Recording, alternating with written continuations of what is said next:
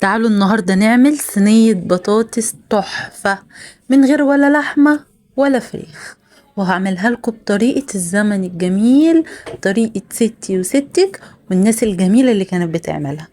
اول حاجة جبت بصلتين حلوين كده وضربتهم في الكبة بتاعتي، انت ممكن تعمليهم على ايدك، وممكن لو انت عندك كبة عادي يعني مش مشكلة، اللي متوفر عندك اعملي بيه.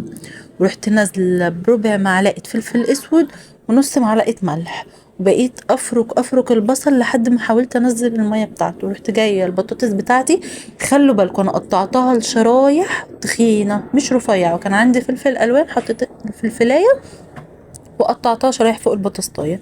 طبعا بقى جبت الصلصه بتاعتي، حطيت ربع معلقه كمون، ربع معلقه فلفل اسود، ملح، معلقه سكر اساسي، معلقه كزبره. طبعا نزلت ده كله على النار. عايزه اقول لكم كانت فظيعه.